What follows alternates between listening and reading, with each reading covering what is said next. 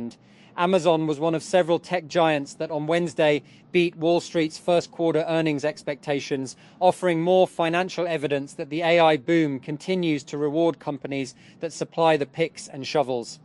And Amazon's cloud business is the latest example. Amazon Web Services, buoyed by its role in fueling the AI boom, saw its net sales increase 28% year over year, climbing to $37.6 billion, the company said Wednesday. And it was the fastest growth rate for AWS in 15 quarters, Amazon president and CEO Andy Jassy said during the company's earnings call.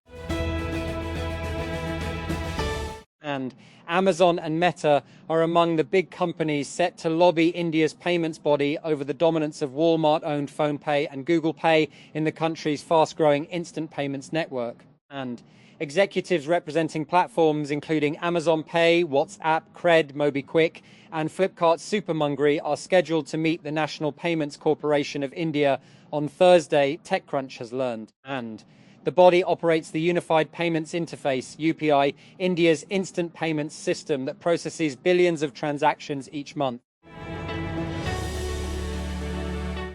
US singer D4 has been accused of purchasing multiple tools online, including chainsaws and a shovel, after prosecutors say he stabbed a teen girl to death. The new allegations against the TikTok star were released as part of an extensive evidence filing in the case, which details more about his alleged motive and the steps prosecutors say he took to cover his tracks before her dismembered body was found in his car. And US Defense Secretary Pete Hegseth sparred with Democratic lawmakers during a nearly 6-hour-long hearing.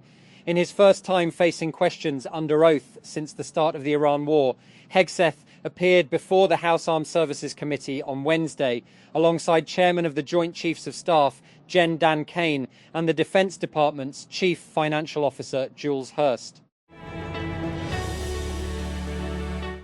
Microsoft CEO Satya Nadella was asked point-blank by a Wall Street analyst on Wednesday how its revised OpenAI partnership would impact Microsoft's financials. He said that the new agreement was a good deal for everyone. We feel good about our partnership with OpenAI. I'm always very focused on any partnership and ensuring that there's a win-win construct at all times. I mean, that's how you can remain good partners. When Meta released its quarterly earnings report on Wednesday evening, a colleague pointed out how Meta lost $4 billion on Reality Labs, the division responsible for its AR glasses, VR headsets, and VR software. I yawned at first. Meta losing $4 billion on Reality Labs just didn't seem surprising. It's a given. Reality Labs lost another $4 billion, and also the sky is blue. Elon Musk came to a California federal court on Wednesday to argue that Sam Altman and his co-founders stole a charity. He left having admitted under oath that Tesla is not currently pursuing artificial general intelligence, directly contradicting a tweet he'd posted just weeks earlier. It was that kind of day for Musk.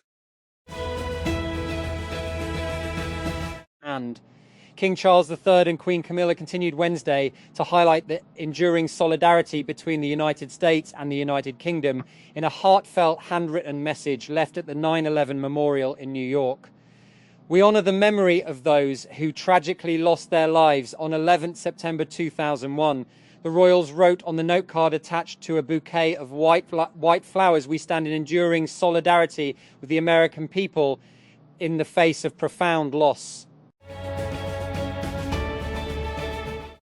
Canadian Prime Minister Mark Carney took office last year amid a flurry of aggressive actions by his country's southern neighbour. A recently sworn-in United States President Donald Trump slapped tariffs on Canadian exports and threatened to make the US neighbour the 51st state. The actions were particularly damning as Canada had deep trade and security ties with the US, not only sending nearly 80% of its exports to that market, but also often following lockstep on geopolitical policy and strategic moves. And Google Cloud, the business under parent company Alphabet that provides enterprise AI solutions, had a blowout first quarter, with revenues topping $20 billion for the time, a 63% increase from the same period last year. However, and Investors were concerned about the constraints surrounding the business and how Google decides to allocate cloud capacity.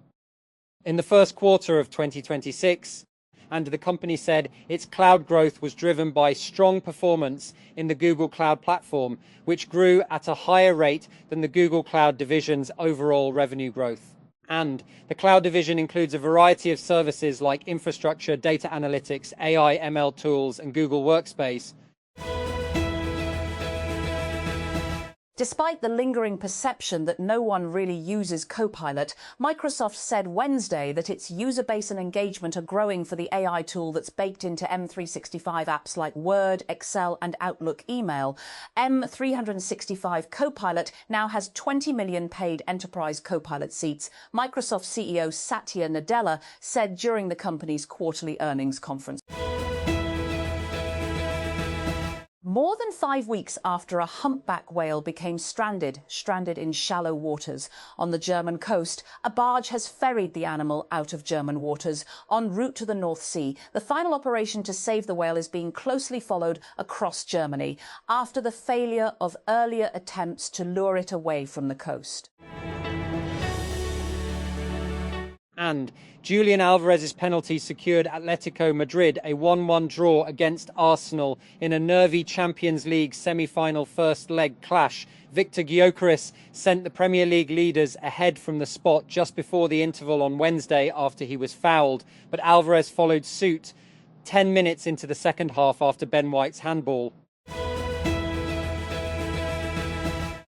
Organisers of a humanitarian aid ship sailing towards Gaza to help break Israel's blockade say the vessel has been approached by apparent Israeli speedboats. Our boats were approached by military speedboats self-identified as Israel, pointing lasers and semi-automatic assault weapons, ordering participants to the front of the boats and to get on their hands and knees, said the global Sumud Flotilla aid mission on Thursday.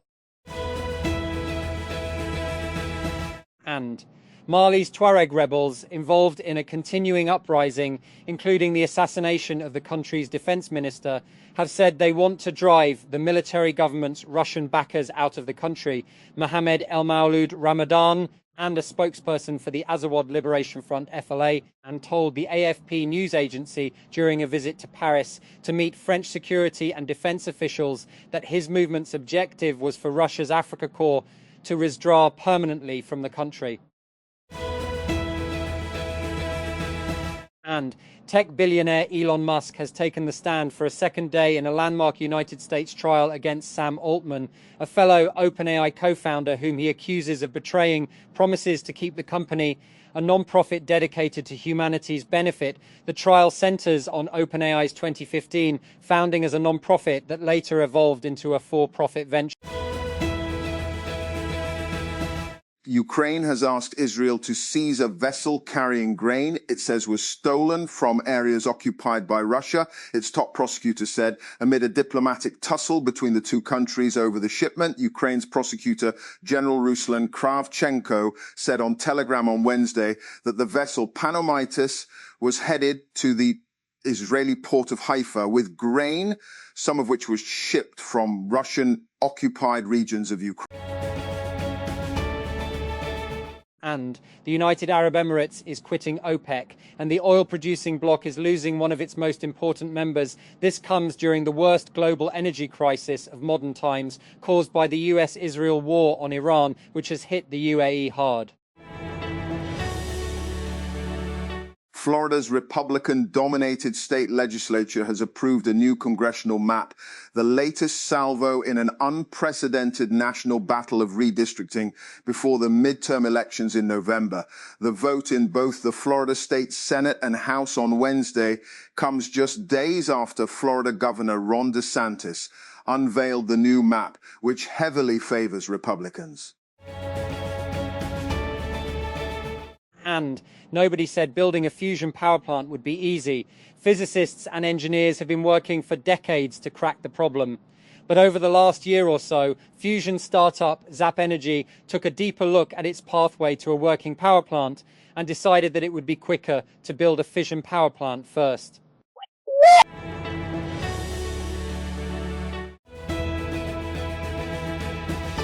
And And Hungary's Prime Minister-elect Péter Magyar has met EU leaders in Brussels for the first time since his Tisza party won a landslide election on the 12th April, sweeping away 16 years of rule by Viktor Orbán, after talks with European Commission President Ursula von der Leyen, which he called extremely constructive and successful.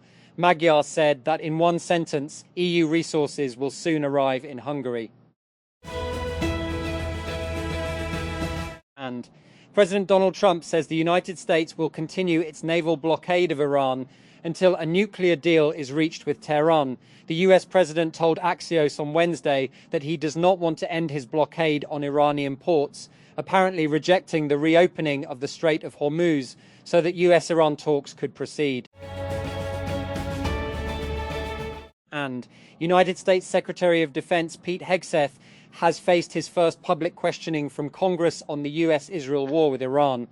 Over hours of tense testimonies alongside Chairman of the Joint Chiefs of Staff Dan Kane, Hegseth battered away questions about the long-term goals and timeline of war, which began with the US-Israel launching attacks on Iran on February 28.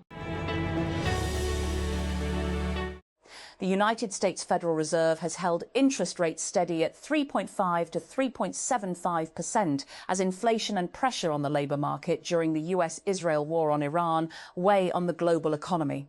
The central bank announced its decision, which was largely in line with economists' expectations, on Wednesday, wrapping up the last two-day policy meeting led by Chairman Jerome Powell.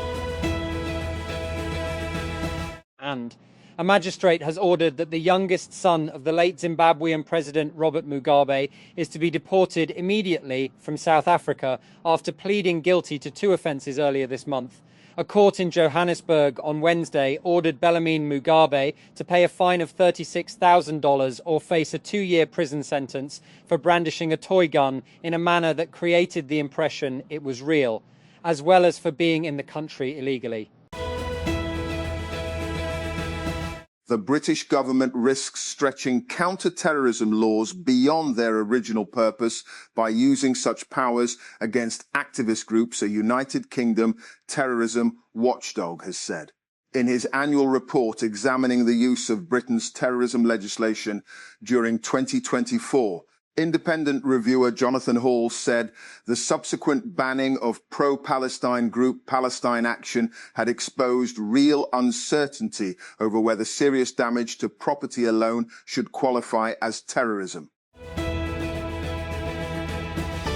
Parallel Web Systems, the AI agent tool startup founded by former Twitter CEO Parag Agrawal, has raised a $100 million Series B at a $2 billion valuation led by Sequoia. Existing investors Kleiner Perkins, Index Ventures, Khosla Ventures, First Round Capital, Spark Capital and Terrain Capital also participated, the company said. This raise comes just 5 months after the startup announced its $100 million Series A at a $740 million valuation led by Kleiner and Index, and brings the total capital it raised to $230 million.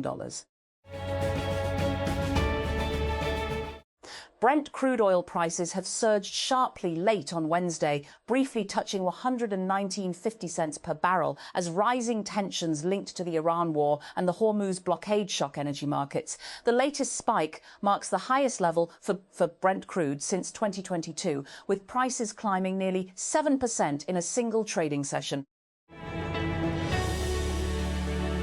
And Gwadar Port has recorded a sharp rise in cargo activity in April 2026 as instability in and around the Strait of Hormuz forces shipping operators to reroute vessels across the Arabian Sea.